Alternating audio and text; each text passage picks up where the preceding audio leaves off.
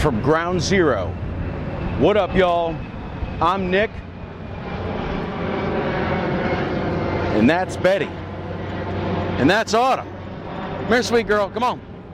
And welcome to Betty and Friends, a channel dedicated to the community and culture of the Volkswagen bus family, specifically split windows, bay windows, and Vanagons. This episode, the legend himself, Jaye Foster, Chattanooga, Tennessee. Let's do it.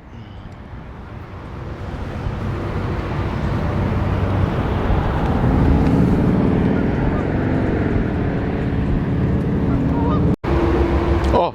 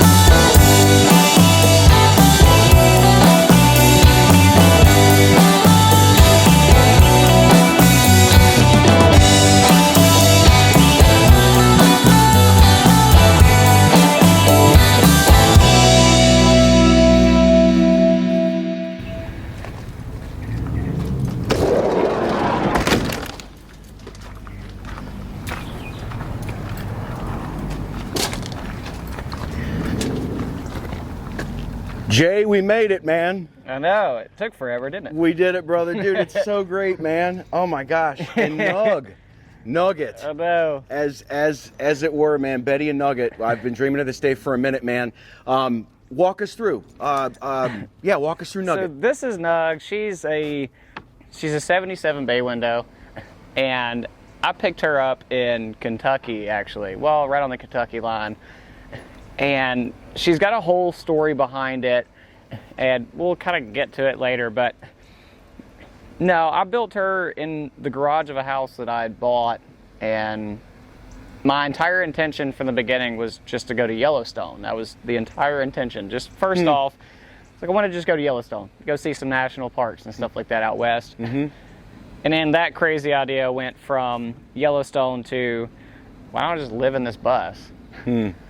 And for 4 years, you know, that's what I did. That's amazing. Lived in this bus and traveled all over. So, but she's just a standard bus, but kind of has the little weekender package, you know. With a serious history too. Yeah, she's. Did it kind of come like this, or what modifications have you made? How did you make Nug yours?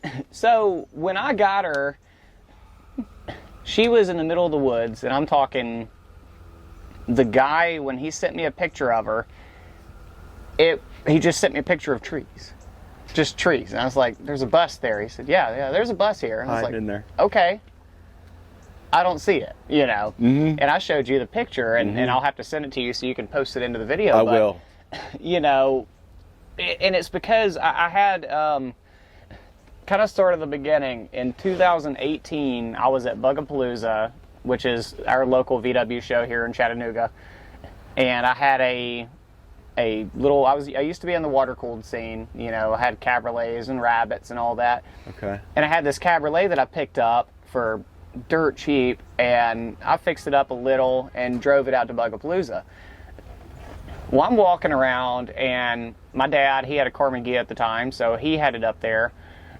And I'm walking around just kind of talking, and I come back about 45 minutes later, and my dad's like, hey, there was a guy that was just over here, and he wants to trade you a bus for this cabriolet. And I'm like, no, he doesn't. He's like, yeah, he does. I was like, I really don't believe you on that. Who would trade a bus for a ratty little cabriolet that looks like crap, that leaks water and barely runs? I died 3 times on the way to the show, and I didn't live far. So, you know, he said, oh, well, just look for him. He's around. And I never could find the guy. And my dad said, he's like, well, he said that he'll be here tomorrow. So I was like, okay, great. Well, I'll come back tomorrow, which I usually don't come on Sundays, you know. I was like, I'll come back and see what happens. And I sat around all day, did not even leave my chair all day long. I sat there all day. And I waited, and I waited, and the show ended, and I was still sitting there waiting, and still waiting. And finally, at about 4 o'clock, this guy pulls in with a trailer full of buses, and I saw it pulling in. I was like, I wonder if this is the guy. And I looked at my dad, I said, is this him? He said, yeah, that's him. I was like, great. So I walked over there. I said, hey, you know, my dad told me that yesterday you were going to trade me a bus for this little Volkswagen. He said, yeah, totally. Pick one. He had 4 on a trailer. And I was like, okay. So I'm looking at him. This one's junk. This one's junk. This one's junk. But this one on the end is less junk. Okay. It's a 72 model. And it had just such a cool patina on it, but it was pretty dang rusty. I didn't realize it was that bad. But so that's kind of what started it all. I traded him the cabriolet, and I towed that bus home, used the guy's trailer. We didn't even unload it. We just used his trailer. And brought it up the driveway, and I parked it in the garage, and I was like, I'll get started on it eventually. Well, about a year and a half later, you know, I went through some stuff. Oh, about to sneeze. Excuse me. Anyways, hopefully you can edit that one out. But that one hit hard. Anyways. So, I pull it in the driveway and I get it in the garage, and I was like, oh, I'll start on it eventually. Well, a year and a half later, you know, just some personal life stuff happened, and I was like, I need to fix this bus now. And that's what I want to do. I want to fix this bus. And so I started, and I went at it hard. I started buying everything that I possibly could for this bus, this 72, and I pieced it together. I sent the engine out to St. Louis, Missouri, and had it built. Had the transmission built here in Tennessee, and finally I get it all together, and it's not shifting properly. Well, what it was is the torsion bar was completely roached. And I sent it to the local VW shop here that used to be open. He's not anymore.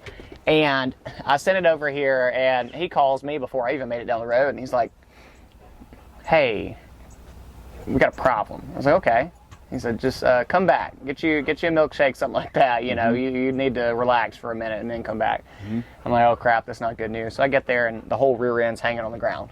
Engine sitting on the ground. Oh my God. Behind the bus. And I was like, this is not okay.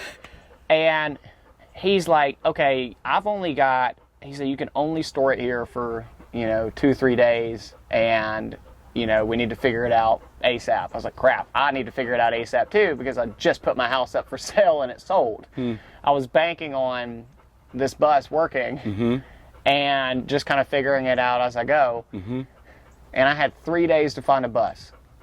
So I posted on the East Tennessee Air-Cooled Club page, based out of Knoxville. Good group of guys. We did a bunch of stuff together, cruises and shows and whatnot. And I posted on there, and this guy messaged back. He said, hey, I got a bunch of buses. He said, I got hundreds. I'm like, that's a lot. Okay, cool. Yeah, it is a lot. I said, and sight unseen, I had no way of telling myself. I sent him a message. I said, look, I need your cleanest one.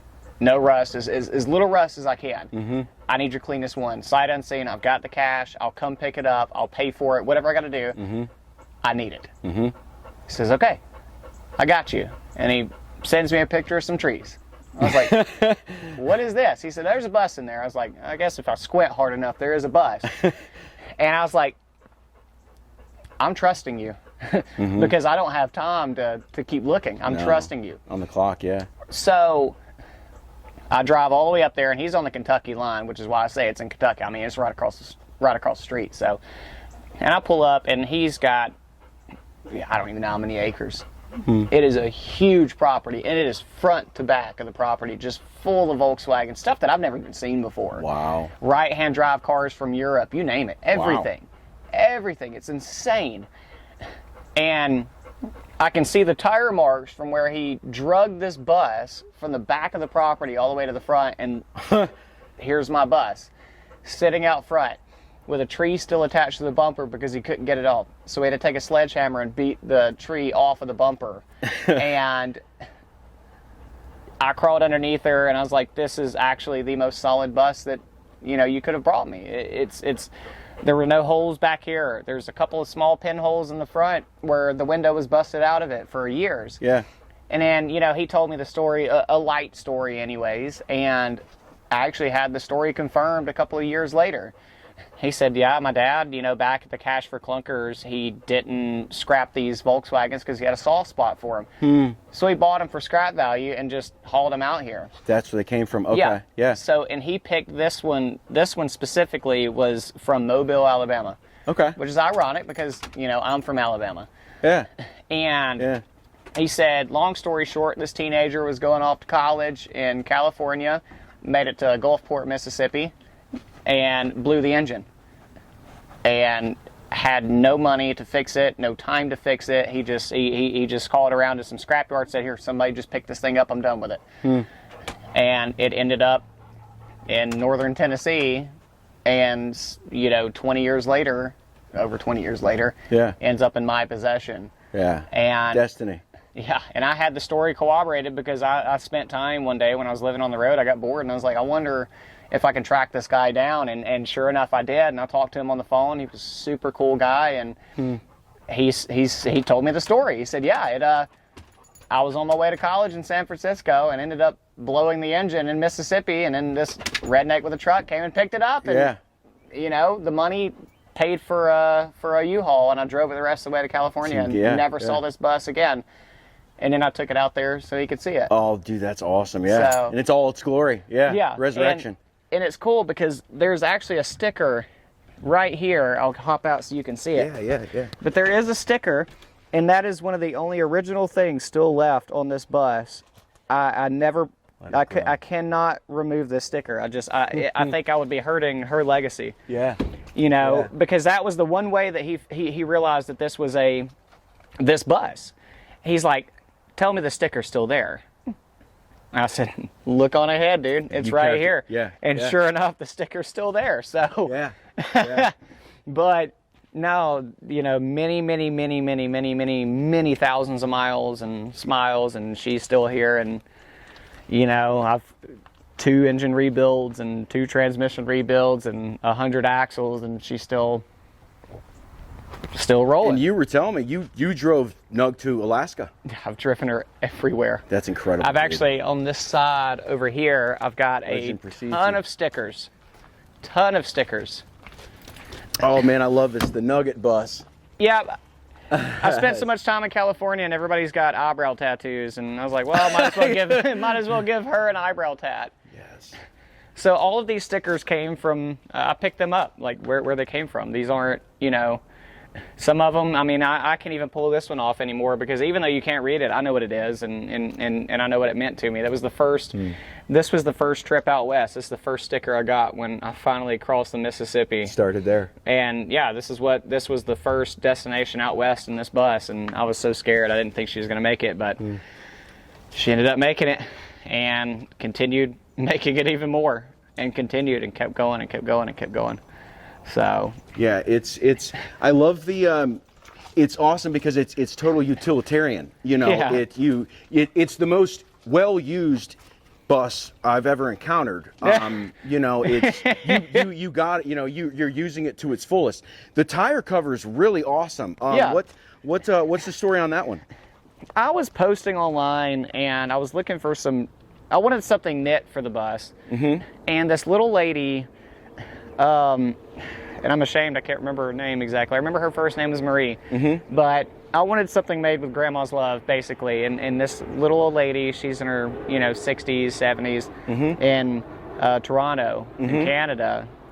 She handmade this for my bus, and Love the colors. And mailed it to me.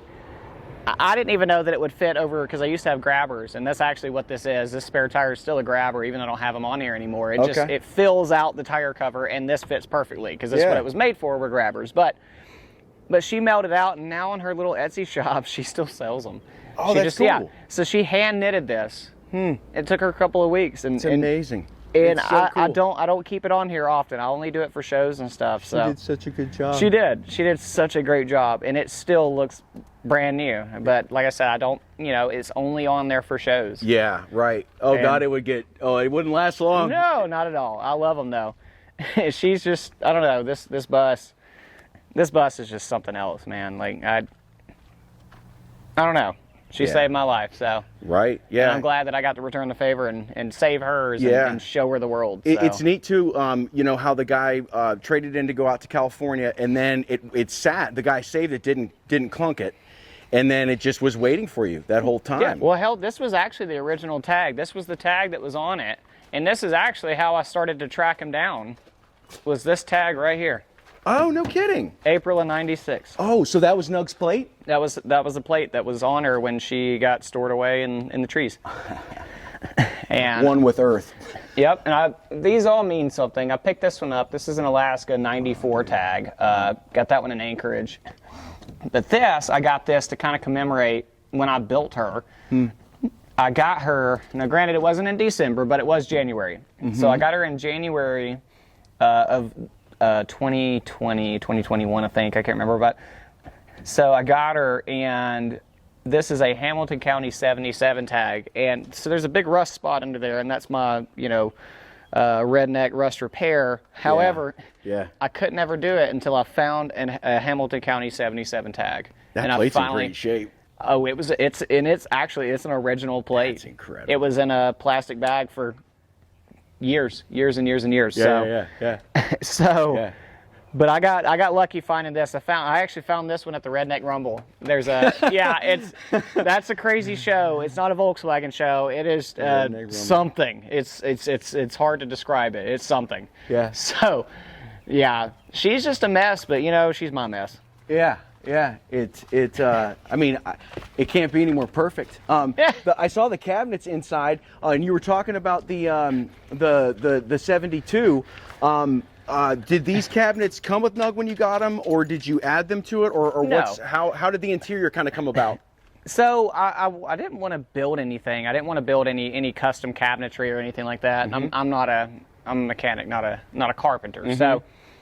An interior design is not my specialty, but I had been looking online for some original Westie cabinets, and I came across these. They were in Miami. I think it was Miami, but anyways, they were in Miami, and this guy sold me these and ended up bringing them all the way to Chattanooga for me. Wow, from Miami? Yeah. Wow. And it came with the closet.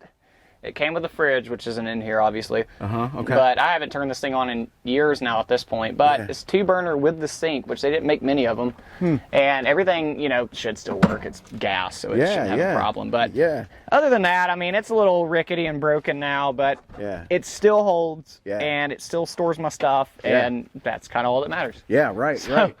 But... And I see you're running solar panels on too. How many watts are you running up here? I've got 400 watts. Okay. And it's all Renogy. I've got a Battleborn little 100 amp hour LiFePO 4 that's actually next to the fridge there. Okay. And a lot of people were trying to talk me out of using these flexible panels, but to be honest with you, I've never had a single problem out of them. I've had them up here for 4 years, and man, I've not had an issue. Yeah. That hole in the headliner is actually a story too. This headliner was perfect. It was perfect. What happened? I picked up a hitchhiker out of Nashville. Okay. Or no, sorry, it was outside of Chattanooga here. I picked up a hitchhiker, and he was headed west. And, you know, I usually wouldn't pick up a hitchhiker, but I don't know, his dog was cute. So I was like, yeah, whatever, hop in. So we drove him, and hell, he rode with us until, I think it was after Arkansas. Wow. And, you know, finally he was like, okay, well, I'm going to get off here because he's like, I need to shower, I need to hang out, you know, rest for a little while off the road or whatever. I was like, okay, cool, we'll just drop you here. And, you know, when he was going to get out, he had a big backpack, and it had, like, tables and stuff. And when he went to pick it up, he poked a hole in it, and the wind kind of did the rest of it. It was only a small hole about like that, but now it's just a gaping hole. And yeah, it's like a porthole, a wormhole. Yeah, I don't know. I just haven't fixed it ever, and I guess I don't plan to. Part of history, You know, yeah. She's a mess. But the luggage rack, did you add that? Did it come with it? I added that. I bought it. Okay. It actually looks old as Christmas, but it's actually not that old. Okay. I bought it in 2020 for the 72. Yeah. Or 20. Yeah, it was 2020 because I bought it at Bugapalooza. There's a guy that makes them down in Florida. Okay. And he handmade that one, but that thing looks like it's 7 years old. Yeah. It's not. Well it's actually, patinaed. it was new. It was new. Yeah. It's been all over the country as well. So. Yeah. Of any buses so far, this is the most weathered, and there's a lot of history here, man. It's been really neat seeing the motor. Standard or you know, kind of talk us a little bit about what you're running, what you've done to it, things like that. It's been a little. I mean, it's nothing crazy. It's been a little beefed up. Love the Dolly Parton. Yeah. Where is she? There Got the she Dolly is. Tag. Come on. Tribute. That's the Tennessee Queen, man. I live in Tennessee. I gotta have her. You know? Yeah. Oh, blaze cut. Yeah, that's the fight. Yeah. Gotta have blaze cut, man. Yep. If you don't have blaze cut on your bus, then you're asking for trouble. Preach, dude. Yeah. Hell yeah. But no, this thing here, the first time I had it built, it was just a 2-liter, you know, hydraulic lifter. It's just stock for the most part. Okay. But when I went and redid it, I actually ordered the wrong pistons. That was the issue. I ordered the wrong pistons. I was like, oh crap, I have to do some machine work. Okay. And that's chorizo, by the way. Little chorizo. Yes. She was a bus dog. She was but she was raised in this bus, actually. So she's been everywhere that we have. Ain't that right, girly, huh? That's great. She has been everywhere. Adventure pup. Got her down in Mexico, smuggled her across the border. So she's little hot dog. Yeah, she is. I mean, this is my little sidekick right here, always with me. Mini Nug. I swear, her and Nug go together like peaches and cream. But, oh my God. But anyways, no. So when I rebuilt it, well, long story short, I let somebody drive it to a show. I was driving their car to make sure that it made it, and they missed a shift and revved it to the moon and back, and it ended up. It messed it up, so it started knocking like crazy. And I drove it for, unfortunately, I drove it for a couple of months with it knocking. I had no choice. I had no other car.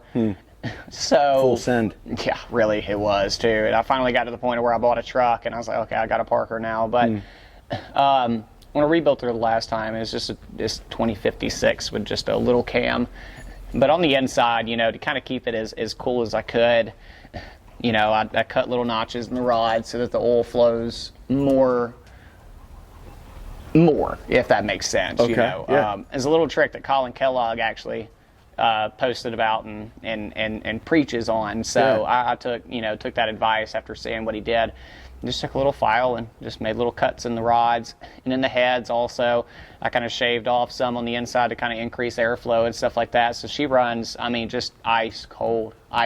Wow. Ice cold. That makes that big of a difference. Yeah. Wow. It's great. It's not even necessary, but, I like to kind of just mess around with things. Yeah. That's what led me here. Is I like messing around with things. Yeah. And, yeah. Eventually you kind of get half decent at doing stuff. So. And you just set up shop here, right? Yeah. No, this is it. You made your home. Yeah. And you're working on. It's an incrediple shop. Yeah. This is my little shop here. Wow, dude. I remember seeing your post where you went from just an empty space. I think it was just Nug from the beginning. Nug was the only thing in here. Yeah. And now.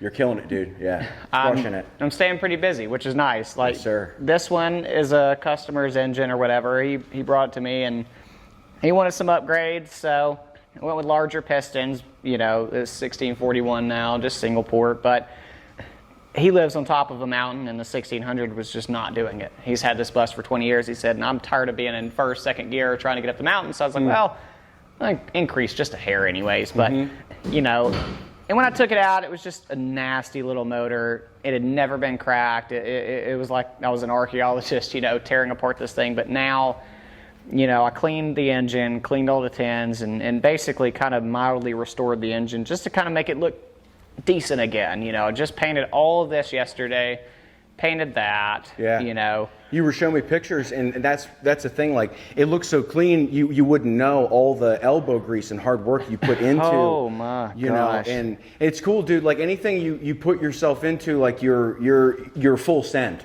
You know, if you're going to do work, you're doing it. You know, yeah, what you put your time and mind to, you're going all in on. Yeah, I'm not I've never really believed in half measures because life's too short to second guess yourself.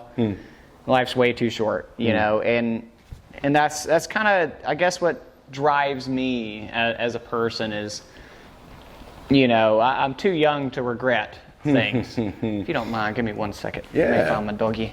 Come here. There's a little stray over there, so. There she comes. There she is. Hey, baby, come here over here. There she comes. But anyways, but no, I don't necessarily believe in half measures. Life's too short to worry about whether you're going to make it or, you know, whether you're going to fail. It's, if you don't try, then you'll never know. And, you know, that's kind of like how I've always been. I've never really thought about, you know, obviously everybody thinks, oh, am I going to fail doing this? Like, even when I started traveling in the bus, I was like, what if I don't even make it out of Tennessee? Or what if I don't make it out of Georgia? Or whatever, you know? What if I don't make it? Yeah. No fear. But you can't fear that because it is the unknowns, it's the unexpected. And that's what people are afraid of nowadays. You know, things have gotten so much easier in life for people. And what I mean by easier is, you've got fridges, you've got stoves, you've got DoorDash, you've got taxis and cable and internet and all that. So, you know, but 100 years ago, 150 years ago, we were willing to just go the extra mile to just figure out what lies on the other side. You know, manifest destiny and stuff like that.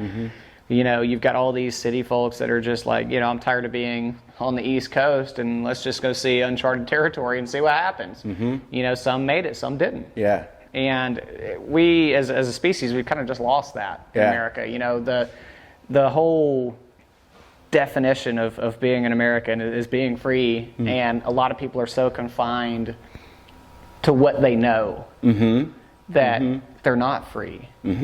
And I don't want to be that. I never wanted to be that person. So that's why, you know, I kind of just, I just do things. If it makes me happy, then I'm going to do it. Yeah, that's what's neat with Nug being the way that she is.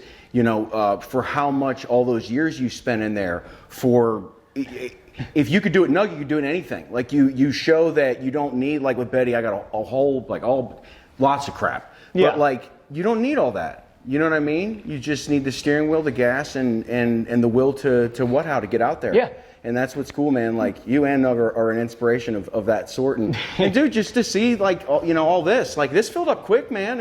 And you know, you're doing it, man. And you're located in Chattanooga. Yeah. And how can people contact you if they want to get some work done or anything like that? I've got a little Facebook page. You can search up the bus stop. My little logo's in the corner there. I've got nothing special, but you know, it's the bus stop, and I'm over here in the corner. Yeah. I just like working on. Just like working on Volkswagen. That's pretty much all it is. Passion's in the DNA. Yeah. Yeah. I love doing it. Yeah. And they're filling up. And a variety. You got Beetles, you got Gias. Yeah. This thing's wild. My God. This one's getting a lot. It's getting a ton. I mean, we got LED lights that are going all around it. We got a new harness, got speakers for days, retro sound radio, you know, the harness company I use is Rebel Wire out of Tennessee, you know, so this one's getting a lot. And I'm kind of excited. I'm going to try and get started on it next week as soon as this one's done. So this one's going to take a lot of attention. That's what I wish. You took me for a ride last night. I wish people could hear. It's like Carnegie Hall inside a Nug, dude. That is. How many speakers are you running in there again? I don't know. I think there's like 8 to 10. I can't remember. There's a lot. Actually, I like these speakers. These things are fantastic, and I'm not even sponsored by them. I just really like these speakers. Okay. They're like $60, but God, you can hear them a mile away. Worth it. Nugget Okay. is so loud. I can have the windows down so going good. 80, and it doesn't matter. No. And Nug ride's incredible. Like you took me for a cruise last night, and God, the suspension and the motor and all that you've done, man, it's just the whole thing, not just the engine. It's just tuned so well. And it runs so, it's just true, you know, and the places that you've taken it. Yeah, I don't know, man, like, she's just something special. And she never was supposed to be. It was never supposed to be the way it was. It was only supposed to be something that I just took to a park for a couple of weeks and then came back home and went back to my day job and living in my house and stuff that I was paying way too much for. And it literally just took one night. I woke up, and, you know, one morning I woke up and I was like, what the hell am I doing? I'm not happy at all. I mean, these walls they're a prison. So I sold everything, and just moved into my bus. And it took me a while to figure out what I needed and what worked. You know, the first year that we went out on the road, I had no diesel heater. And we were camping in some places where I promise you, we needed it. It was freezing, man. Some places were cold. And, you know, I just had too much stuff. So after that first year, I realized, hey, I don't need half of this. So I got rid of half of it, put a diesel heater in it. And then the next year, I realized, hey, I need this. And I don't need that. So I got rid of that and added this, you know. And kind of made it to a point to where we had everything we needed. And that's all we needed. 2 fans, a bed, steering wheel, and a gas pedal. And that's it. Solar panels, I used to have a fridge and a freezer in there. And we would keep stocked up on food for a week or two. I mean, it was huge. It was like 70 quart. So it was a big fridge freezer. I don't have it in there right now. But, you know, pile it full of food and water. And we would just stay off grid for weeks. Weeks at a time. No signal, no nothing. Just out in the middle of nowhere. Yeah, in the middle of nowhere. And to the point to where you could see every single star in the sky without even having to use a camera. You just stare up and look. That picture you showed me last night, I couldn't believe that was real. It was cool. Yeah. That's a cool picture, and it doesn't look like it's real at all. It just looks fake. I'll try to add that here in this part of the video. Like that picture was, where were you for that one? Ash Fork, Arizona. Wow. It was like NASA shit. It was incredible. Yeah, we were right off 66 or off the 40. There was just this, one of the ways that I found places to stay, you know, I used to use an app called iOverlander, and I would just kind of look through a day ahead of time, like, okay, well, I like this one, so I'll just make a point to go out there. Or if it was the direction I was traveling, I'm like, okay, well, let's see what's 50 miles down the road. It's starting to get dark. Let's just go ahead and get out there and see what's happening. So, and I'd find some spots I didn't like, some I really fell in love with. You know, we've camped by rivers in Colorado overlooking mountains, you know, and down to reservoirs where we had a little camp neighbor bring us fresh caught and fresh skinned trout and all that. And we had that for supper. It was fantastic. To one morning we were camped out at this canyon. There's a hot spring at the very end and a river. And at the end of that river, every morning you get a herd of wild horses that go down there and drink from the river. So at like 4 or 5 in the morning, we're just a stampede of wild horses running down the river or down the canyon. So that was something I never thought that I'd see, you know, to the northern lights in Alaska. Yeah. Yeah. You know? So it's incredible. I've seen so much of this beautiful country, and I want to see more of it that I haven't seen, because obviously I haven't seen everything. But it's just fun that little bus right there, still air cooled. Yeah. Original as it can be. Yeah. Will take me there. Yeah. Yeah. So a bus will take you there for sure. She Dude, will. Nug, man. Talk about a bus of all buses leading the charge, man. It's you have my God, I've been following you for years, and it's just so cool to meet in person. I know your family's by too. Before we get out of here and head to the share us a little bit of Bubs over there. Oh. Well, yeah. Spread the fam. Yes. There she is. I know some people online for sure follow the story. So this is Bubbles, right? So this is Bubbles. This is a 74 standard. I don't have the key, or I'd crank it up for you. I left it at home. I forgot to grab it this morning. But She is from New Orleans. Okay. This is the coolest thing about her right here. Okay. This is the original tag and all that, because the original owner worked at the port of New Orleans. Yeah. Long story short, I was sitting at home and I was looking for a beetle. You have like a cable jump box? Yes I do. Yes you can. Yes. Hold that thought. Yes, sir. Let's go ahead and pause it there. Yes. Full service awesome. shop right there, dude. I'm talking, you name it, whatever you need, I do it all in there. Yeah. Glad to meet you. Nice to meet you. It's meant to happen. It was. And Bubbles. Bubbles is it's like the beetle Nugget, kind of. Yeah, she is an interesting bug. So this one, we got her down, well, we didn't get her from New Orleans, but a buddy of mine did. So I've been wanting a bug for a little while. You know, I was trying to expand my knowledge on Volkswagens, really, is what I was trying to do. And getting a bug would help me be a better mechanic, you know. So this guy that I met in my hometown, he was like, hey, I go all over the country, mainly down to New Orleans and stuff. I do FEMA work, so I tear down shops and stuff and sheds when hurricanes come through and wipe it out. He said, so that's what I do. I help the community out. And he said, but I run across a lot of cars. And he was like, well, next time I go down there, if I find something cool, whatever, I'll let you know. I was like, sweet. A couple months later, a hurricane had came through New Orleans and tore down this lady's shed, little old lady. And he calls me, he says, hey, I've got a beetle out here. I was like, yeah? He said, yeah. He goes, I got a bug, and I just want to see if you're interested. I was like, well, do a couple of tests for me. He said, okay, what's that? I was like, take your foot, open the driver door, and stomp on the floor as hard as you can. And I heard it on the other line of the phone, and he goes, oh, crap. It hurt his foot. He didn't go through the floor. I was like, okay, well, that's check one. We're good there. I said, two, turn the motor by hand, see if it turns. He said, spins free. I said, I'll take it. This thing was buried in the mud after the hurricane. I'm talking, it was just buried deep. Wow. So I brought her back, fixed the brake lines, and to be honest with you, that's it. Wow. I didn't do anything. I put a battery in it, fired right up. Wow. Changed the oil, put new fresh gas in it, put a new tank, brake lines, and it ran up until last year. And then, you know, it ran low on oil and ended up blowing up. But she's so raw. Yes.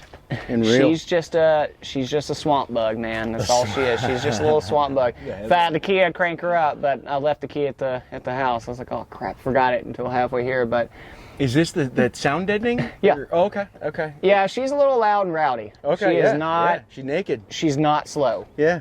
You know, I had this engine that she's got is not a slow motor. Sounds great. Yeah, you had it fired up. It is very loud. Yeah, yeah. And it moves. You said it's got some real power, right? It's got a pretty decent amount of power. It's not special, but it is a fun one. It'll sit comfortably at 70, 75, and it's not too much for it. Man. This thing has always been a highway cruiser. Yeah. And it's not afraid to get up there quick. So this one's a cool little bug, man. I've always really enjoyed this bug being around. Yeah. You know, it needs some work right now, but other than that, it's a pretty solid little bug. Yeah. You know. Well, and with getting the Beetle like that, was that your first real experience with that Type 1 motor, the upright? Yes. Okay. Yeah, this was my first one. Right. And then after that, I got another experience with them when I bought a bug. It was a Baja, but it was a Love Bug edition. It was a 74 Love Bug Special Edition Beetle, and it came with a free engine that was locked up.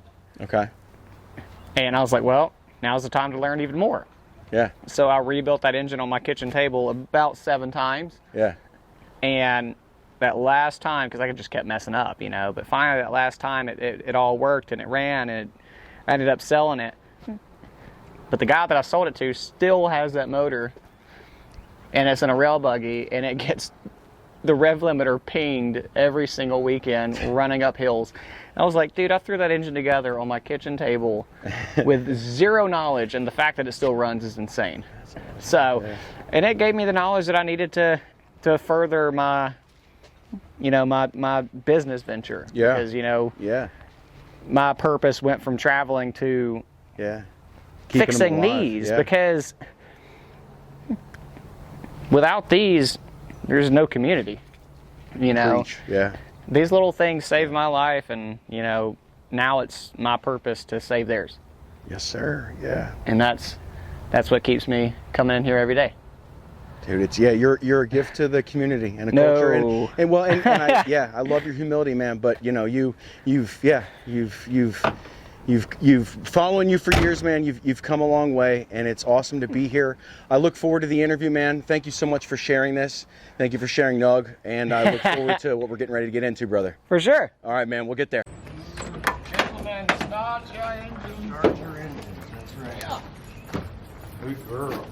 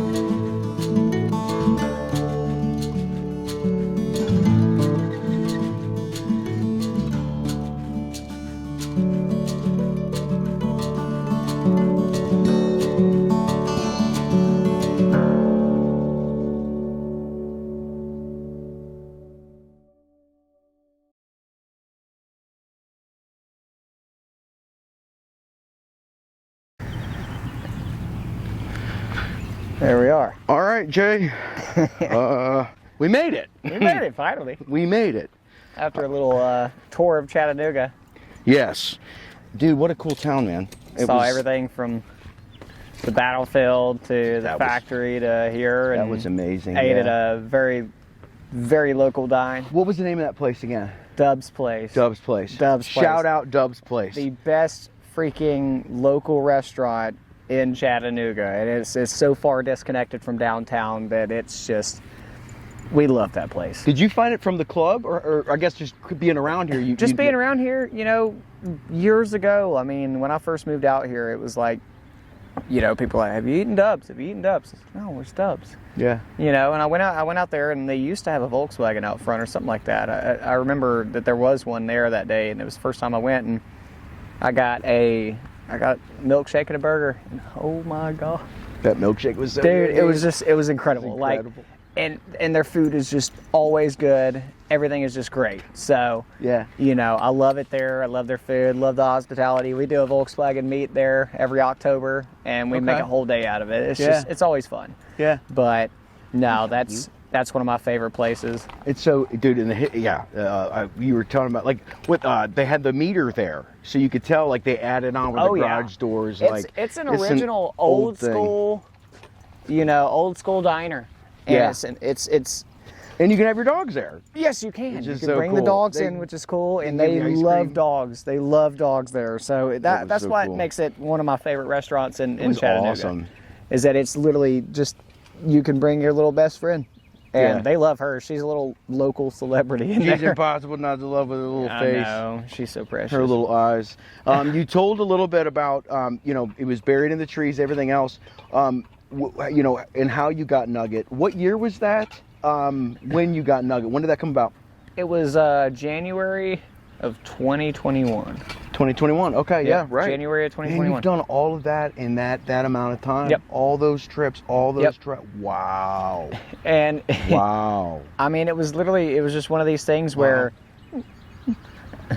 I don't know. I woke up one day and I was not happy with my life. I wasn't. I wasn't happy with who I was. I wasn't happy with where I was. I wasn't happy with what I was doing. And you know, the only thing that seemed to give me any sort of happiness, and trust me, I spent every single dime that I made for over a year on building my bus. Yeah. I had nothing extra, no extra money. It was just bus.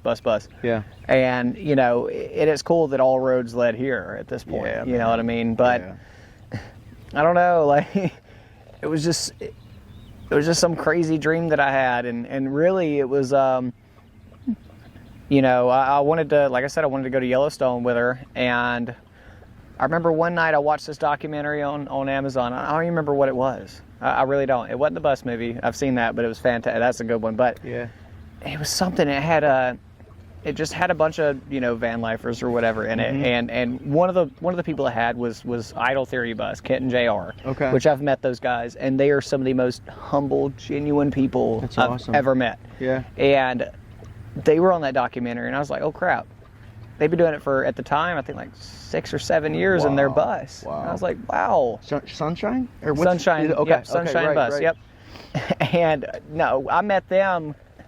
And I mean, really, I'll be honest, I was kind of starstruck. But when I met them the first time, I was at Buses by the Bridge the first year I went, which was in 22, I think it was. I think it was 22. Right after you'd gotten Nug. Yeah. 21. Yeah. Okay. Yeah. So it was in 2022. I went to Lake Havasu City, Arizona, because a lot of people were talking about, you know, this gigantic bus show on the beach in Lake Havasu City, and you know, I was like, well, you had me at buses and camp out. You know, you had me at Volkswagen shows, so screw it. You know, so we went and ended up being number 6 in line. And that's really hard to do, your first time. Out of all of them. So they line them up before they let you in? Oh my gosh, it's a week-long camp out before the show even starts. Okay. You're in the parking lot. Okay. You know, right out front of the state park. So it was number 6 in line. Wow. And rolled out the red carpet.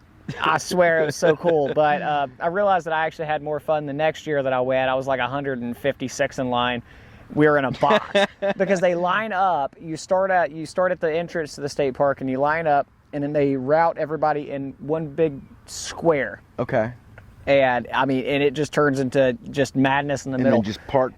It is door to door. You could barely open your cool. doors, and That's cool. That's where the party is right in the middle of the square. I was 156 in line, and I tell you what, it was funny. Everybody was out of beer and all that stuff before Thursday.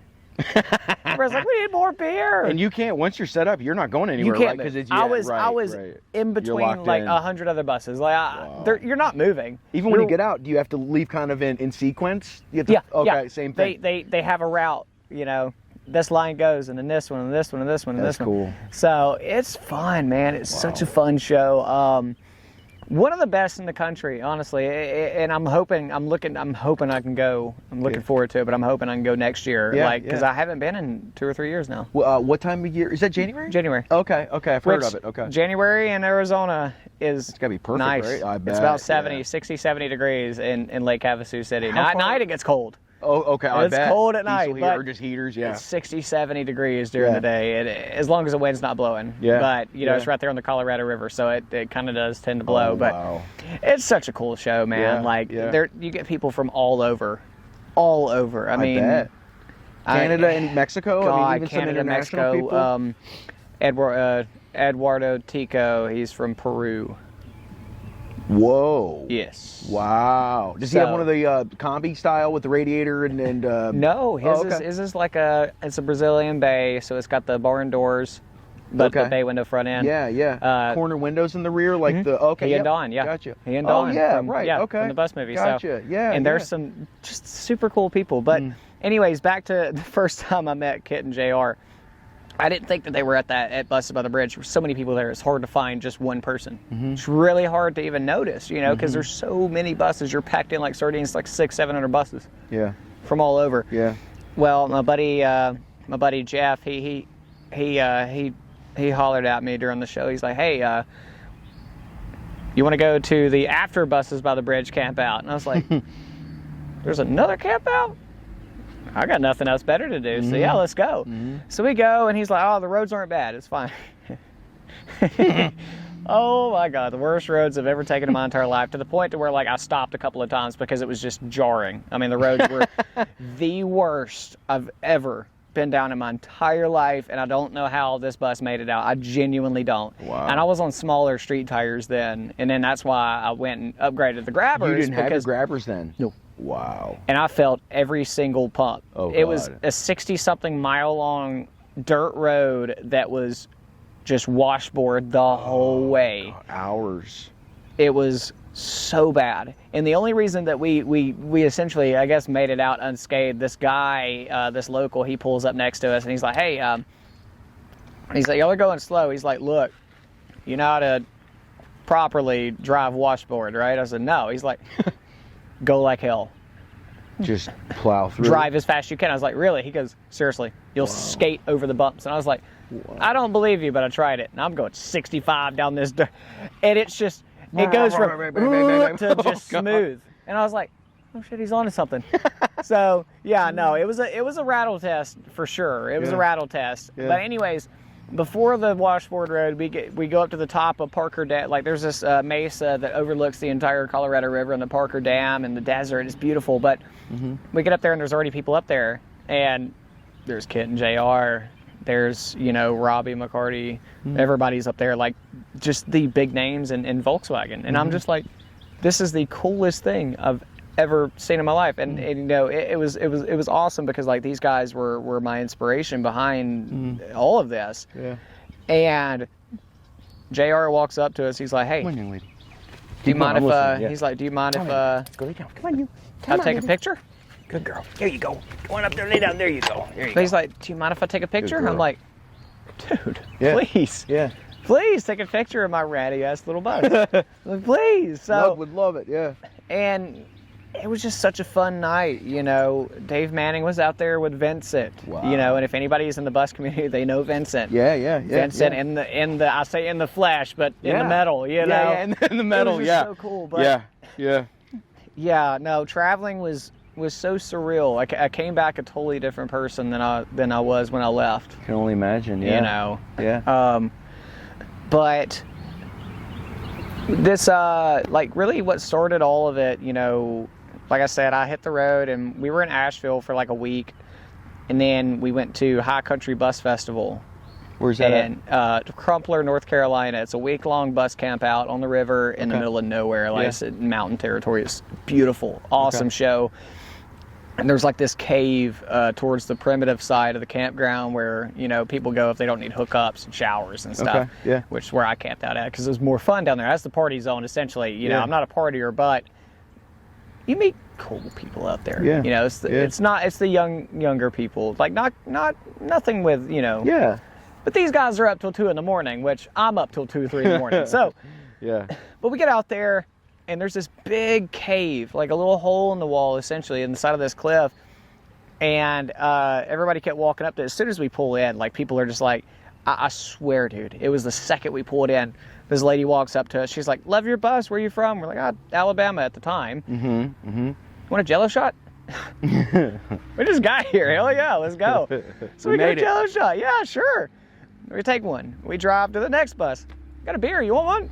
Yeah, sure. I swear to God, before I parked, I was already like 3 beers deep and 4 Jello shots. I was like, oh, shit, this is going to be a fun day. But anyways, so we parked, and then this guy, he walks up to us, and he's like, hey, are you coming to the show tonight? We're like, what show? I didn't know there's music. He said, yeah, in the cave over there. Like, we all have a little jam session in there, and, you know, it's after 10 p.m. Oh, yeah, might as well. And it was so awesome. Everybody just brought some sort of instrument. There's no rhyme or reason. It's just you're playing what you can, and everybody just kind of fills in. And it was beautiful. Jamboree. It was all night long. I mean, they kept going until after I went to bed, and I went to bed at like 3. That's so fun. And they were still playing until like the sun came up. It was so cool, like banjos and guitars and drums and stuff, you know. They know how to live. Bus people and we do. We do. But we seize went, the moment. But after that, you know, we got there like the last day, you know, of the show, and we're sitting there, and I'm like, damn, man, that was so fun. I don't want it to end. And I posted that on Facebook, and my buddy Jeff was like, hey, Jeff Westy, he's out of Denver. Well, Westy's not his last name, but that's what we all call him. But Jeff, he's out of Denver, Boulder technically, but he gets on there and he comments. He's like, hey, well, we got this music festival coming up in Aztec, New Mexico. Like, how far is that? I looked, and it's like 20 hours. I was like, oh my God, that's so far. That's so far. Were you in the Carolinas still when you before? Oh my God. And I'm talking Crumpler is like far north. It's damn near West Virginia, like Virginia. It's really far up. We had to go through Virginia to get back. Wow. Needless to say, that's how far up it was. I mean, it was like 3 hours from Asheville, so it was far. Man. But I was like, do I want to go out there? You know, and I guess I just kept trying to like sort of talk myself out of it. And then finally last minute I was like, nah, dude, screw this. We live in the bus. Might as well. Let's go west. Point the headlights. Let's go. And we did. We made it 2 days before the festival technically kicked off. So we went ahead and got like a week-long pass at this. It was beautiful RV park on the Animas River. There's just, you know, Red Cliff Mountains right next to us. And, you know, it's north of Albuquerque. And when I say it's north, it's like it's half of the park is on the Colorado line. Okay. So it's right there, like right outside Durango, Colorado. Oh yeah, which like is a north. Gorgeous town. The Silverton Rail runs right through it, and that's one of the most scenic train rides in the country. But anyway, so we get out there, and it was one of the most beautiful music festivals I've ever been to. It was a bus camp out, and I met some just really awesome people. Good friends that I'm still friends with to this day, you know, from that first show. You know, I met up with a couple from Kansas City, Missouri, a guy from south of Oklahoma City, guy from Tulsa, a guy from Harrison, Arkansas, right outside Eureka Springs, and a couple from Prescott, Arizona. You know, those are really good people. And so we got the music festival, and it's over, and everybody's packing up and leaving. You know, I made a lot of good friends there, just people I'd never met that I didn't think that I'd ever see again. And, you know, packing the bus up, and all of a sudden, you know, my buddy from Arkansas, Richard, he comes by, and he's like, hey, where y'all headed out to? Oh, no. The end goal is California, you know. He's like, cool. You gonna go to the mountains with us? shoot, where at? They're like, Colorado. I said, yeah, sure, let's go. So I'm rolling out with just a group of strangers that just, you know, gladly invited us along, and we go out, and it's north of Durango, somewhere near Purgatory is a little mountain peak name, and it's way out of the city or out of the town, and we come up into this mountain, and it was just so freaking beautiful. I mean, I don't know, it was just such a cool moment. We sat there and talked all night, had a fire, played music and stuff, and it was just really awesome, man. We camped out there for like a night or two, and then after that, everybody's headed their separate ways, going back home and whatnot, and I was like, well, we're already this far up, let's go to Moab. I've never been there. Might as well. Let's just go see the arches, you know? Yeah. Screw it, why not? Yeah. So we head to Moab, Utah. Driving through just some absolutely beautiful parts of Colorado, and we get into Moab, and you know, you've got the red rocks and just all that. Looks like Mars, Utah. It really does. I've only done the salt. Well, it really does. I've never been. Yeah. It's like and I'll tell you, it was funny. We got there that night, and it was 9:30, or it was 8:30 or 9:30 p.m. We got there. We left that morning from north of Durango. I had to go back down through Durango anyways, but we get there, it's like 8:30, 9:30 p.m. and it was 103 degrees at night. What? I was like, oh my God, I am dying. And I was like, goodness. I was like, we had planned on wild camping as usual, you know, out in the middle of nowhere. We planned on it, and like, screw this, I'm not doing that. Yeah. Like, so I pitched it, and I got a hotel room for the night, kicked that air conditioner down to like 60, bro. It was insane. It was so ridiculously hot. But that next day, went through the entirety of Arches National Park, and I hiked to the Delicate Arch. And that's, you know, there's actually a whole other side story to the Moab, Utah experience. I met a very well-known van lifer that is not with us anymore, and that was such a really weird moment. Yeah, so that one, that was hit home, to share time. Because wow, little did we know that was like one of the last times that she was ever seen alive. So yeah, and if anybody knows anything about the van life culture and a van lifer that was in Moab for the last time, so you know, I don't want to really speak on it, but for sure. But that was a moment. But anyways, after that, it was kind of like, you know, let's head to Vegas. Never been to Vegas. You just kept stringing them. It just kept unfolding. Yeah, I was just like, well, you know, might as well. We're gonna make it to California anyways. Let's just head that direction. But we're gonna take our time and see things. Yeah. So we drove all the way to the other side of Utah, and we got to the other side, and I don't even remember what town it was at this point. I couldn't even tell you. Yeah. Like, I don't know. It was just dark. Yeah. It was just a sketchy drive there, because this is a funny story. This one's bad. So we're in Utah, and I don't even remember what highway it was. I don't remember, but I noticed that once we started getting to this highway, there was such a ridiculous amount of gas stations. I'm talking hundreds, dude. There were so many freaking gas stations. There was an exit like every single mile, dude. Out west? Out there? Yeah. No kidding. That's okay. That's funny. Yeah. Oh, there's a reason. Okay. That I didn't know of until afterwards. Okay. So I'm passing all these gas stations, and I got gas maybe 50 miles before that. So. Right. Yeah, 50 miles. I said, my gas hand, you know, for the viewers here, my gas hand in my bus has always done this weird thing where you'll fill it up and it'll read full, and then after about 50 miles, it just drops to E. Okay. So after that, you have to keep up with the mileage. And so mileage is subjective depending on where you're at. If you're crossing mountain passes, then you're not getting 200 miles. Right. You're going to get however many you can get out of it. You're going to squeeze that tank dry. So we passed all these gas stations. I even made a comment, you know, to Brianna. I turned over like, there's a lot of gas stations over here. It's like, wonder why. I don't know. Whatever, I don't know. And so we just keep on zooming. And then I just happened to notice a sign And that's when I got a little worried. I was like, that's why there's a lot of gas stations. It said, caution, no services next 115 miles. And I'm like, okay. Yeah. I can make it 115 miles. That's fine. I can make it. I'm not going to stress yet. I got this. It's fine. But then I noticed elevation is now 3,500 feet. And then I kept struggling to go. Elevation 4,500 feet. And I kept struggling to go. And at this point it's dark.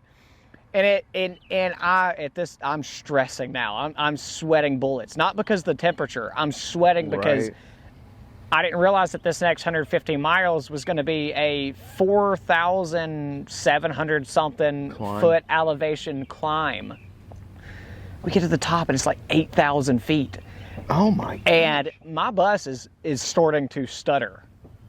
And there's a rest stop at the top. I was like, oh God, there's a rest stop. I've got to rest for just, I gotta chill for a second. Pry your fingers off the wheel. So we get up there and I mean, my bus is barely running because I'm not adjusted for altitude. Right, yeah. Carbs, you have to adjust them. It's not EFI, you know? Mm-hmm. So I get up there and I'm stressing. I was like, okay, I got this little bitty can. It's got 2 gallons in it. This should get me down, right? As long as there's no more up. Mm-hmm. No more ups, man. As long as it's all downhill, I'm fine. I can coast the rest of the way if I run out of gas. That's cool, you know. I just want to have good brakes. But so I put this 2 gallons in it, sit there, make a sandwich, and then we finally head back down. Like I said, it's pitch black. It's middle of the night, dude, and we're out in the middle of God's country. There's no signal, nothing, no signal at all. So if we run out, we're dead in the water. There's no gas, there's no signal. Yeah. And we hadn't seen another human in the last 50 miles. So we head down, and finally, man, it was just a breath of fresh air. We finally see lights in the distance, and we crest this hill, and there's a whole town down there. I was like, oh my God. So we get out. Kiss the ground.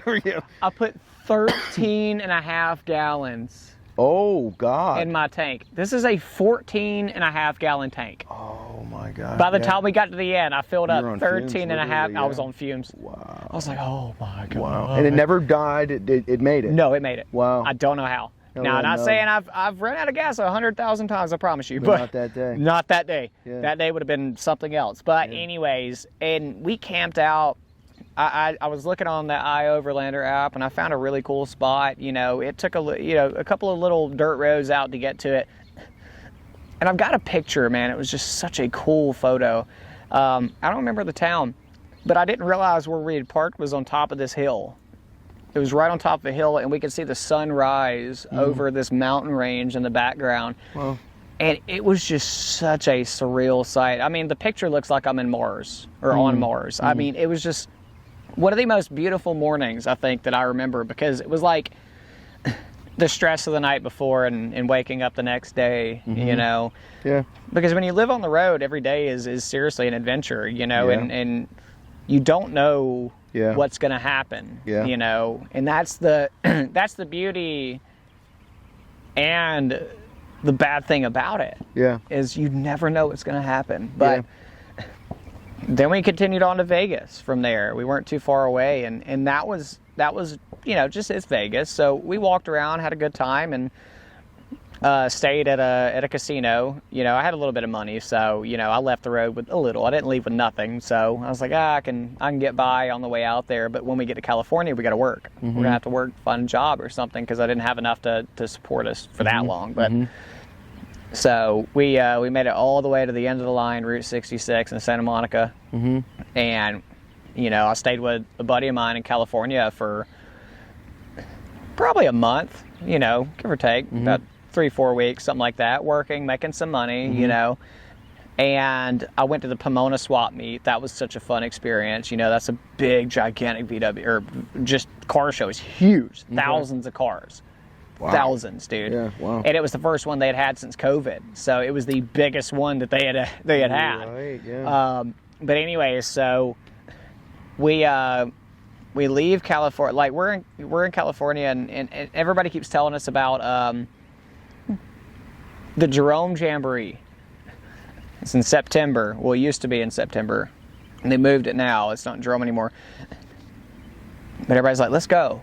Meet us out here. It's going to be a fun show. It's one of the best little Volkswagen bus campouts in the country. It's worth it. It's totally worth it. Okay, yeah, sure. And note, we left in June. This is September. So Wow. months have already passed, and we took our sweet time getting there. Yeah. This wasn't the trip from Asheville to California was over the span of like a month and a half, 2 months, give or take. It was, I mean, there was a lot of camping in between then and there, but you were moving. we were that's a having lot of fun. miles. I mean, we stayed like 3 days in Moab. You know, That's 3, cool. 4 days in Moab. It was fun, you know. But so we take off from Riverside, California to Jerome, Arizona, and everybody kept saying, "Oh, it's this beautiful, cute little ghost town on a mountaintop that overlooks the Verde Valley," and I didn't even Google it because at this point I just didn't Google things because I just wanted to be surprised, or you know, which I never got let down, but technically, you know, I wanted to be surprised or let down, and I get there, and it was at night again. I rolled in at night. It was a beautiful drive. We went through southern Arizona, and then we took the scenic highway up past Phoenix through like Roosevelt and stuff like that, and we make it, you know, go through Cottonwood, and we finally just go up this crazy tall mountain, and I mean, it's just switchbacks after switchbacks. It looked like the Tail of the Dragon, but you know, southwest version. But we get up there, and it was just, we got there at night, so we didn't see anything.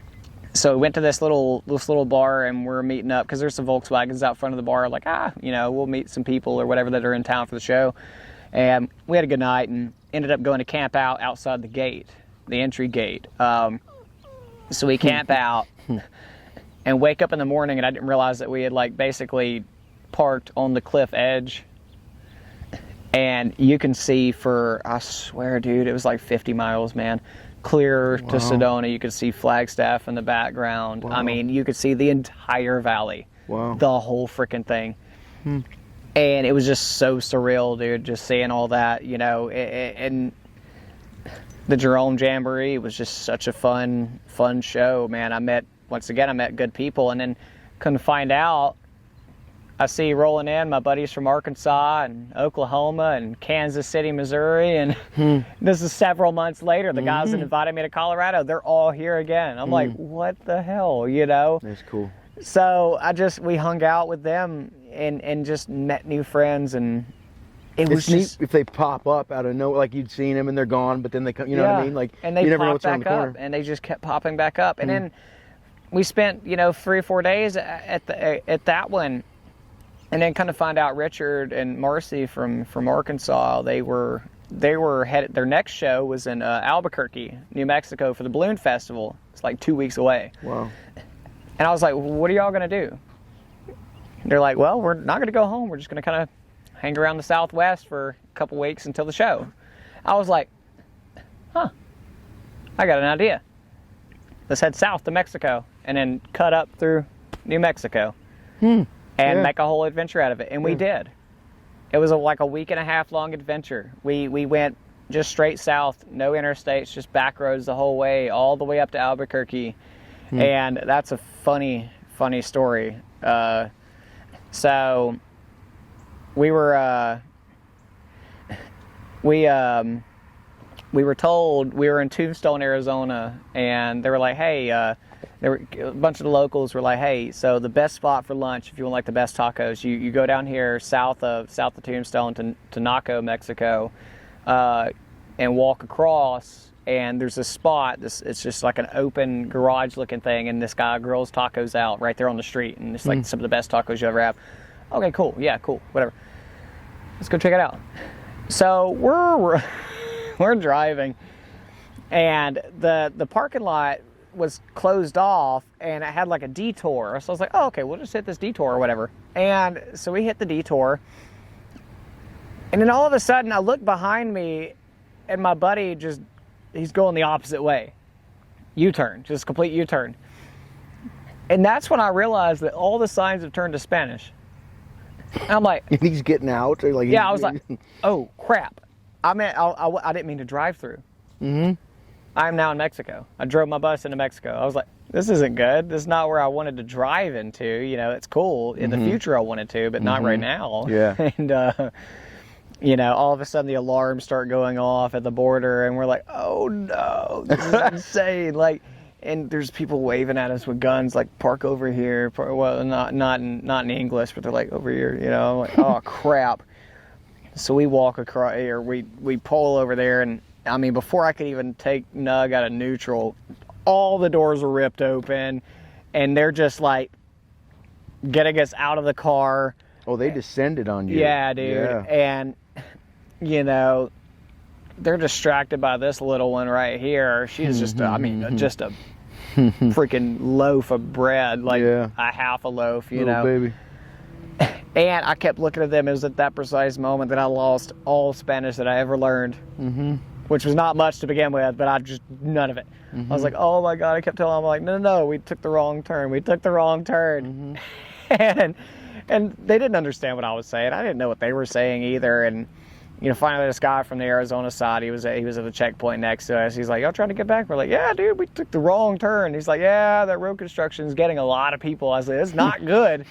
It's not good. Now we're getting raided. Yeah, like, so he helped us get back across. So we parked, and then we walked into the right way. We walked in, and I mean, $20 bought 4 people food, and there was like, I swear to God, like 30 tacos, dude, a whole spread. But it was an amazing little town. It's just, you know, tiny little border town, but it was super cool, man. So that was like the first experience in Mexico. But And you had them really stringed, you know, together from North Carolina all the way to there. Over the course of those times, what were your highest moments, lowest moments?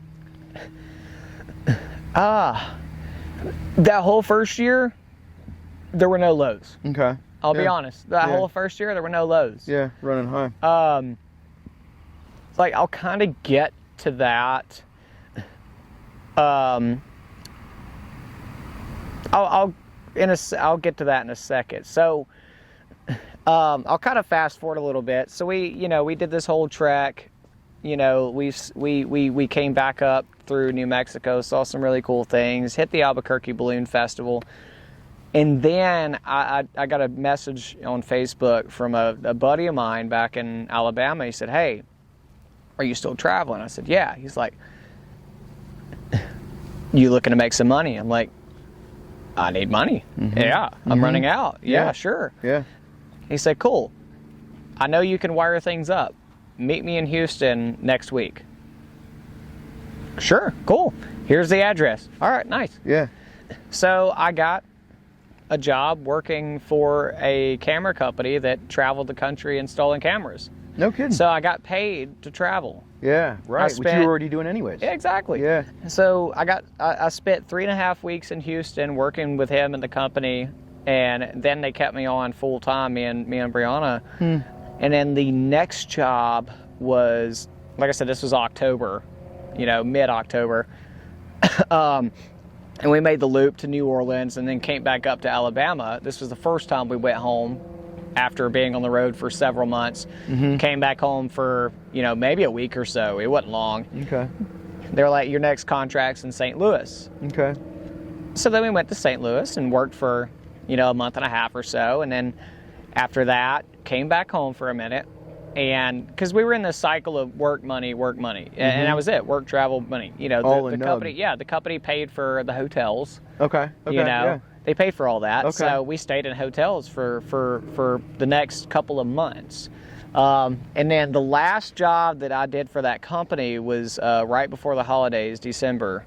Right before then, we were in Buffalo, New York, and we did some school buses in Buffalo, and we got to hang out at Niagara Falls and stuff, and just kind of tour New York, you know? You drove to Buffalo? From Alabama, yeah. Yeah, right, okay. Yeah. So then we go to Buffalo, and we were working, and after that, you know, there was a whole change in management and all that, and, you know, they had agreed, and I told them back in October, hey, look, in January, I'm going to Buses by the Bridge. This is a 1099 contractor position, so they can't technically tell me to work. They're like, you know, if you do good enough work, you're fine. You're cool. We'll put you on the next contract afterwards. That's sweet. So January comes around, and after that Buffalo job, we knocked it out, came back to Alabama, and I was getting ramped up, put the diesel heater in for Buses by the Bridge, and we hit the road. All that whole time, staying in contact with the company, and the promises that afterwards we'll have another contract. Because we did good work. They loved our work. They praised our work. We're out at Buses by the Bridge, hanging out. We go on that, that other, actually, when we got to Havasu, we were like 2 weeks early, 2 or 3 weeks early. And we met up with Matt and Peyton, who have been living in their bus, their high top as well, at 75, Betty the High Top. Oh, yeah. And they... Beautiful bus. Yeah, I know. It's beautiful Stunning bus. Luggage rack, yeah. It's so cool. They got so cool. massive roof rack. But It's amazing. we meet up with them, and we just become family at that point. We're all camping out, traveling together for a while, and then we all went to Buses by the Bridge. That's what they were there for. Went to Buses by the Bridge. So we get out there, and then we do the whole camp out with Jeff and all them. We're looking at wild horses in the morning and hot spring dips at night, natural hot spring, and all that stuff. And then I'm walking to signal like a couple of miles to get cell signal. I keep trying to call the company that I was working for, and kept trying, and finally, 6 weeks after Buses by the Bridge, I get a text back saying, "Hey, there's change in management, don't need you anymore." Wow. I'm like, I'm broke. Right. I was promised, I was broke, Right. and I didn't, Cut at that loose. point, that was the first low. That was the first low of traveling. Because I didn't know what I was doing. I didn't know what to do. Right. This whole time I'd saved up money and made money in other ways and stuff like that. And You had a finally, this was plan. the first time that I didn't know what I was doing. And so we backtracked to Havasu, and Lake Havasu is a big nomadic town, even though it doesn't look like it. There's a lot, because there's a lot of government land outside the city limits where you can camp out for weeks. And if you make friends with the park, not rangers, but people who kind of monitor it, you can stay as long as you want, And I made friends with the guy who basically took care of the place, and we ended up getting a job in town, in Havasu, at a rock shop. And man, that was one of those moments that the money helped. He paid. He definitely paid and didn't. But man, the owner of that rock shop, he was one of the worst individuals that I've ever met in my life. He was just degrading to everybody, and it was just terrible. He was such a bad person, and we worked there for probably 2 months. We stayed in Havasu about 2 or 3 months. You endured it, yeah. You were because I had to make. I had a dollar amount that I needed, that I was desperate for, and we would stay. We would work, and then drive back to the campsite. Drive back to the campsite. And we didn't do anything. We literally just lived in the bus. And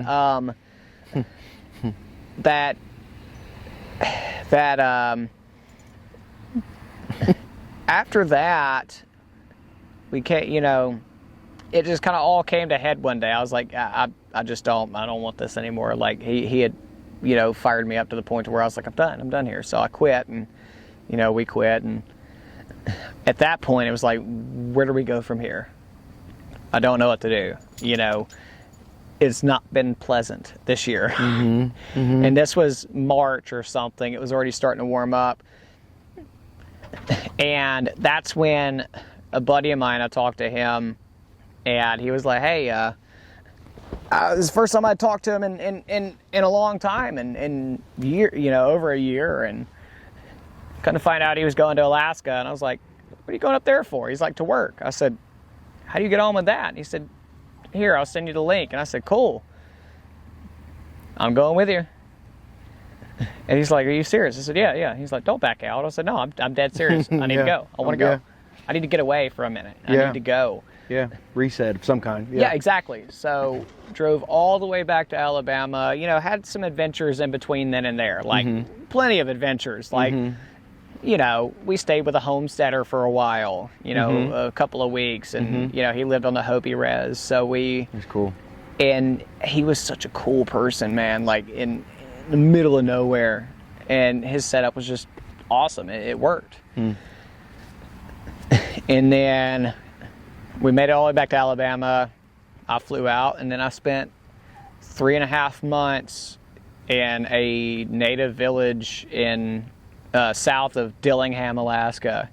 Dillingham is so far disconnected from the world, and the place we were at was off the grid. even further disconnected. There was no power, no running water, no paved roads, no hospital, police, nothing, none of that. It was ridiculously just, it didn't even seem like I was in America anymore. I mean, I wouldn't have even thought I was unless I looked at the flag that was hanging above the fishery, you know, because it was the fishing industry that I got into. And that was a constant for a little while. I kept doing that, you know. But then the second, you know, I got back, stayed out there for 3.5 months. It was great, made a good bit of money. And I got back, and I had enough money to go again, to just hit the road again. And by that time, it was time for that music festival again, the one in New Mexico. So we made our round back to New Mexico and hung out with the same people again, and just had a blast. And then after that, trying to remember where I went after that. It was pretty much like we really just wandered. We just wandered for a while. You know, went from New Mexico up to Colorado again, camped out there for a while, and back into Utah, and then went straight down into Arizona. And that's when, you know, we actually just started taking it easy, taking it real slow, a day at a time, you know, living wherever the hell we could. And I made it down to Tucson, and the job opportunities and stuff were just not working out for me. And I had a contract to go back to Alaska that January, I think it was. And, you know, I was not in a good headspace. The traveling was great, but it was always the money that I was worried about. You know, there were times where I'm waving a gas jug to get down to the next mile. Right. You know, we stayed in Phoenix for a while and worked a couple of jobs, and, you know, that was, I mean, just being in a city was miserable. But we were down in Tucson, and we were camping out outside of the Saguaro National Park, near Ajo is where it was, I think it was. But anyways, and I was just not in a good headspace.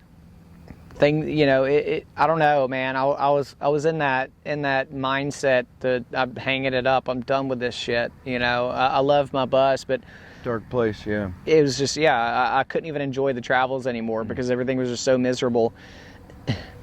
And this was one of the lowest and highest points of the traveling, honestly, right here. And it swapped that quickly to the highest.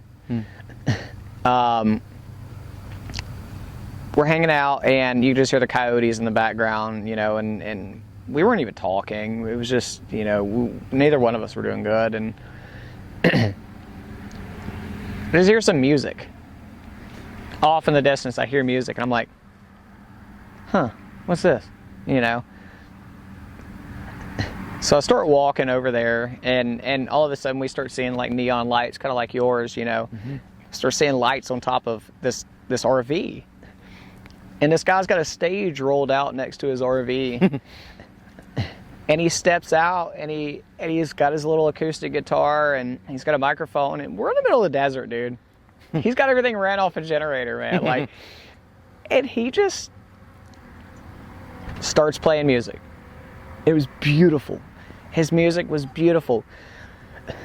But there was one song that resonated, and it really, I mean, this dude doesn't understand, like, he saved my life that night.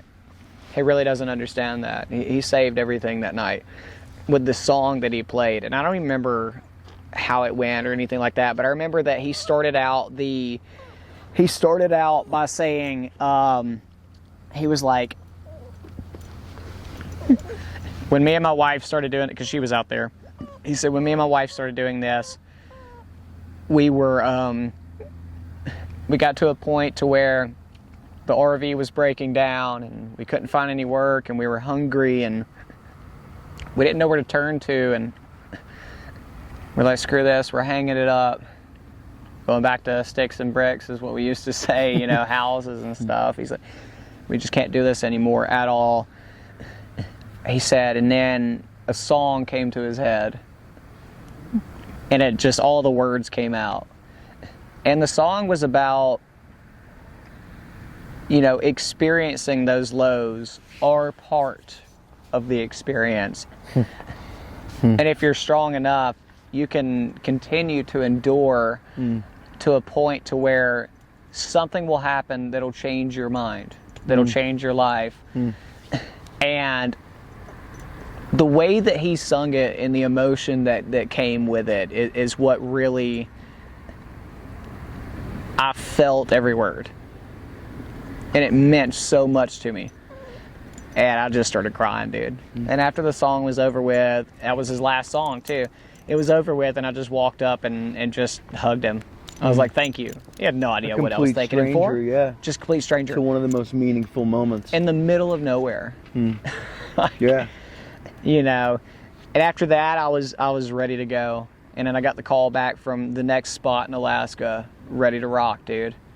It changed quick, yeah, from that moment. And it did. Kind of, I mean, it was literally 2 days later. I'm serious. It was seriously 2 days later that we both got the email saying, "You're hired. We'll see you in 2 months." Did you ever see that guy again? Never. Wow. Never saw him again. Wow. Never. Wow. You know, but you never forgot him.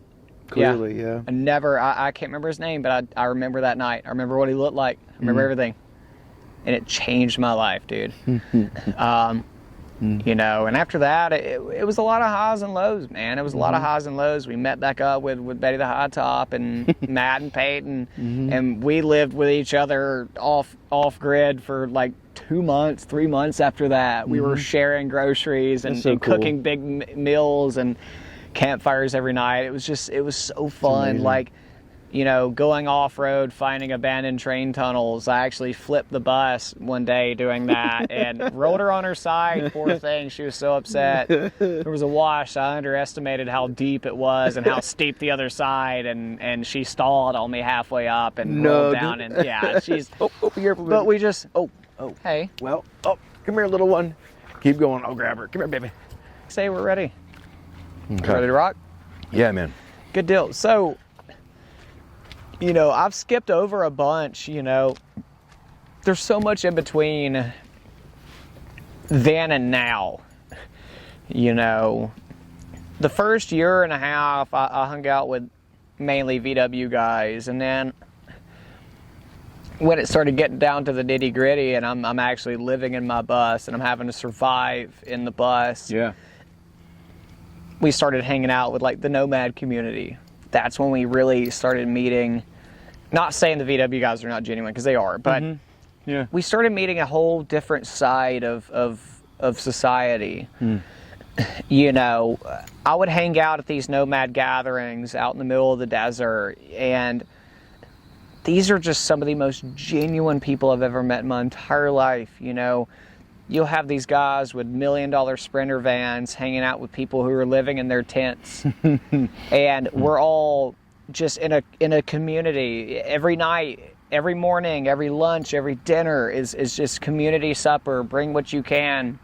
You've got everybody just pitching in food, and it was so beautiful, man. It was so beautiful hanging out with these people, because a lot of these people, they either came from something or never had anything to begin with, and this is all they know, and they're the most thankful, most genuine, kind-hearted people I've ever met in my life. One of these people was Kenneth Stewart, and you know, I never asked his backstory because I didn't have to. All I know is he was one of the most kind people I've ever met. He would give you the shirt off his back.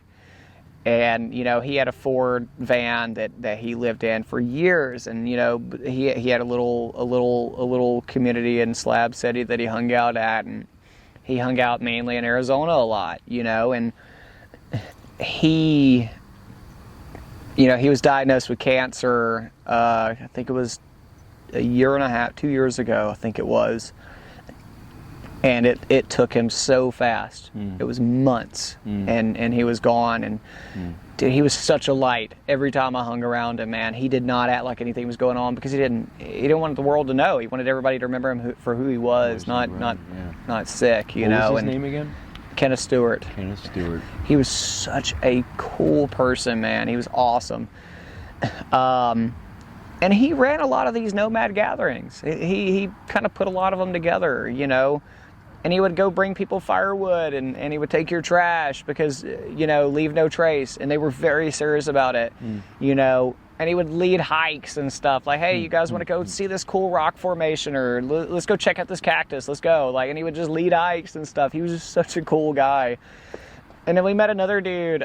He lived in his he had a transit bus for a little while, one of the little shorter buses. And he had one of those, and he was doing some work to it. And this is when we were hanging out with Matt and Peyton, and Thanksgiving was coming up, and we all wanted to have a little nomad Thanksgiving. So we went to this guy's house. He was renting a house while he was fixing up on his bus, and we just had this little nomad Thanksgiving, just cook what we could afford, And it was so great. We had bare bones because this guy, like I said, he lived in his bus too, so the house was just gutted, but we had a stove, we had a bathroom, we didn't have a shower curtain, so you had to shower with the door shut, but and we stayed there for a week. He was such a cool guy, and we just had this awesome little nomad Thanksgiving, and that was one Thanksgiving that we had. We had another one with an interracial couple out of they live in Colorado now. One guy, he's the guy Dean, he's from Beckley, West Virginia, and the other chick, she's actually, I think she's from Denver.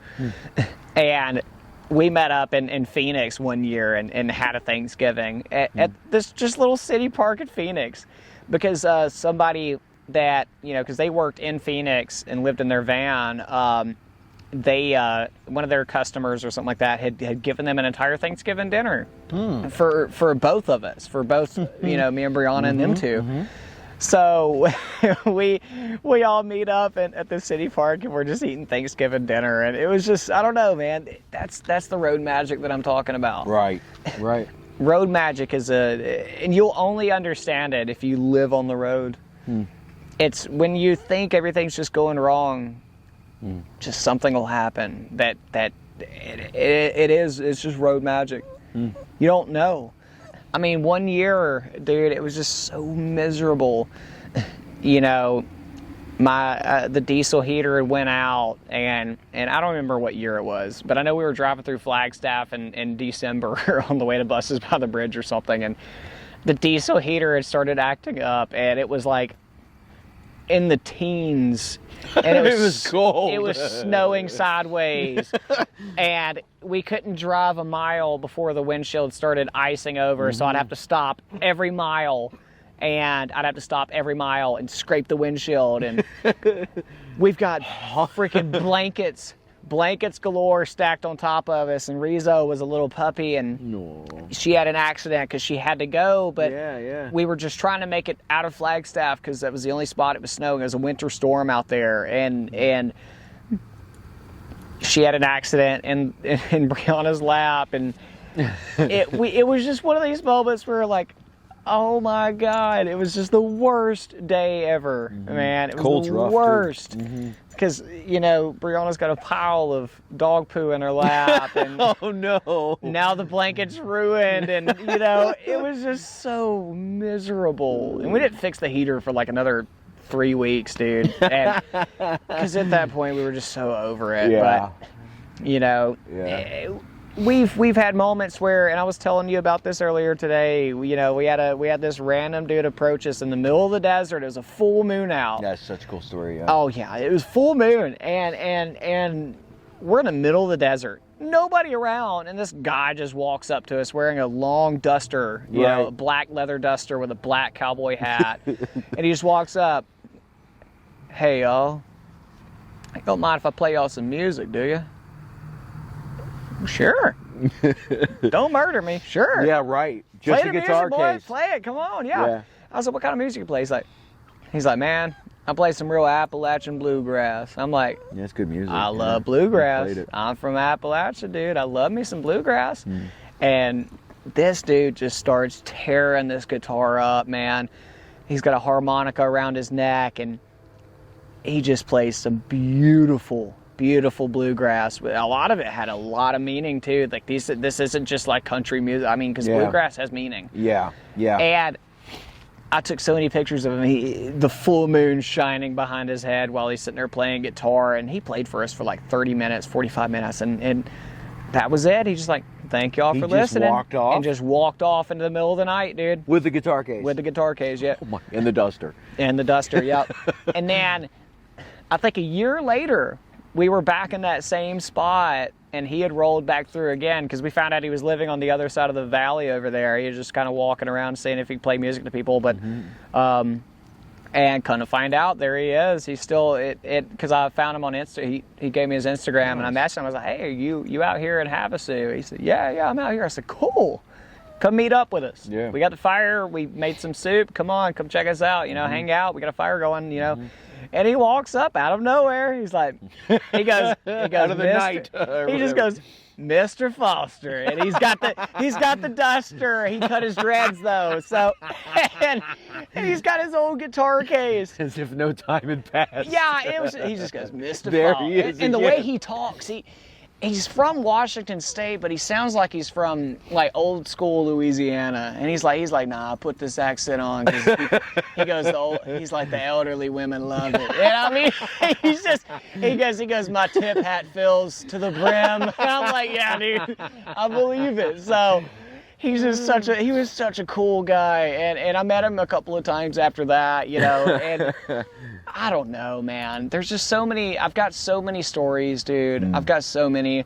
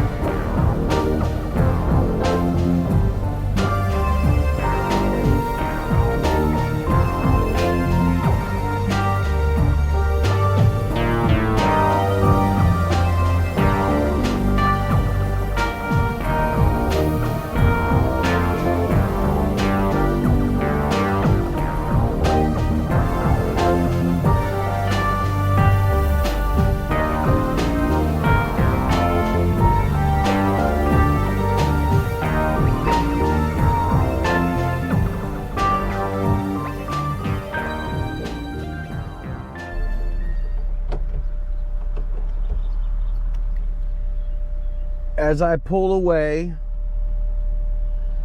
there are moments in life where beyond words, expectations, dare I say, road magic.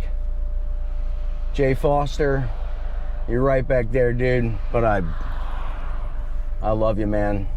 And Nug, I love you so much. Yeah, it just, you get to meet some of the most amazing people. My dog Autumn had a blast. Two things I did want to mention. Please look up Richard Kirkland. We were at the battlefield of Chickamauga, and he was known as the Angel of Mary Heights. Being Memorial Day weekend, he has an incredible story of true courage, and what the ultimate of what it means to be human, and to just live with valor and character. And he made a name for himself in the Battle of Fredericksburg, survived Gettysburg, only to die here in Chickamauga at the age of 19. Please look up his story. He should never be forgotten. Also, too, a musical artist named Willie T. Taylor. Please check out his song called Chickamauga. He's a phenomenal musician. I'll try to see if I can reach out and put the song in it. It would be fitting for this episode. But oh man, that and if you've ever lost anyone to the battle of cancer, please listen to his song Everywhere Now by Willie T. Taylor. If you are struggling in life and going through a battle, suicide awareness, it's very real, especially in today's day. Be good to yourself, be good to your mind, be good to each other. Bend but don't break. Memorial Day weekend to each and every single veteran. We made it here through way at Pensacola, and we're actually near the Naval Station, and got to see the Blue Angels fly around. To every service member, thank you for what you do. Honor, homage, respect. The Crazy Horse Monument, bring awareness to it, mention it. Let's see it done in our lifetime, and it will be healing for many reasons. Adopt, don't shop. If you have dogs, walk them. When you go out, tip more. 5, 10, 20. Truckers, we still see you. I saw you on the road. Me and Betty send our love. Jay, I love you again so much, man. I cannot wait for the next one. And we'll see you all on the flip side.